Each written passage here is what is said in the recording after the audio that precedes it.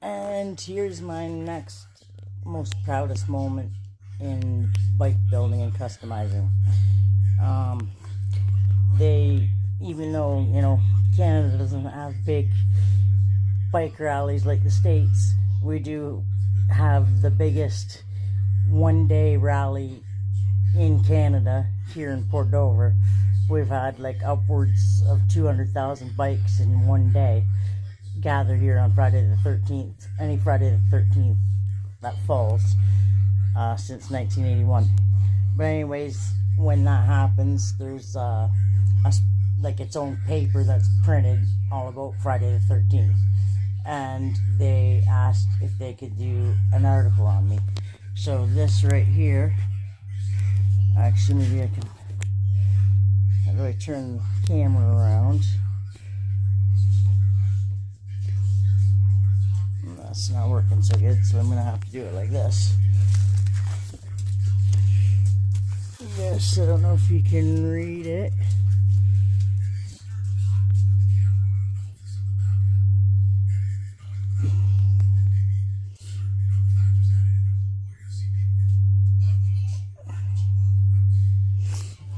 Actually, maybe it'd be better if I read it to you. Okay, riding her 7th customized Harley. Long before Friday the 13th event started in 1981, Port Dover had a large contingency of motorcycle enthusiasts. Indeed, the event would not have started if that interest wasn't here to begin with. Michelle Whiting, Mickey to her friends, has felt the allure of the motorcycle since a very young age. Mickey was also diagnosed with scoliosis at a very young age. Scoliosis is a condition where a person's spine is curved from side to side. By age 3, she was in a body cast and halo, flat on a striker board awaiting surgery. Forced to endure a period of time facing up and then flip for some period of time spent facing down. 6 hours actually each way, so your blood doesn't settle. That was my first surgery. I'm up to 5 now. They were worried that I was dyslexic because I printed everything backwards. That was until they realized that I had been watching Sesame Street through a mirror when I was facing downwards on the striker board. Surgeons fused 4 vertebrae at the top of her spine and 4 at the bottom. During the following years, encouraged by friends and family, Mickey had an active childhood. She credits her mom, Peggy. My mom always behind me 100%. She never told me I couldn't do or shouldn't do something I wanted to do. Michelle was involved in karate, kickboxing, girls hockey, and she had her first dirt bike by age 8. A succession of dirt bikes later, her first Harley was at age 15. She would ride it to high school, ducking the police because I wasn't licensed. Some of Mickey's major influences come from the old bikers of Dover who started the bike scene in Port Dover. People like Bob Newt Hawk, who legend has it rode his bike through the zoo, Angelo's, in the early days. Where'd that go? In the early Friday the 13th. Others such as Leroy Phibbs, Paul Doherty, Wayne Adams, J.J. Jardin encouraged me. It's all about respect, I explained. Mickey also has a special lady riders that are in my life. Nancy Doherty, Lori Waters was someone who influenced me because she was one of the first lady bikers around Dover. I can't read what that says. I soon found Mickey in major pain with her scoliosis progressing, and she was again faced with surgery. This time surgeries removed 2 vertebrae and a rib.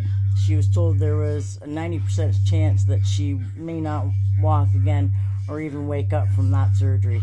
And that was in 2006. This strong lady was back on her bike 5 months later. It's my therapy, I said.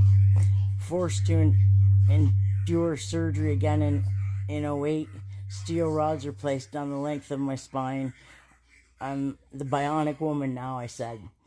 The proud owner of her 7th Harley. This 35-year-old has HD oil pumping through her veins.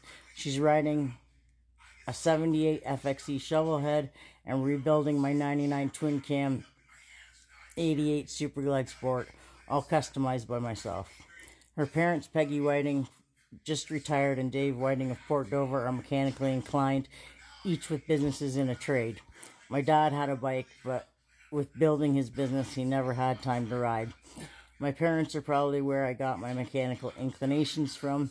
I always had to know how things worked. She says, the amazing young lady. I'm millwright by trade with welding tickets on the side.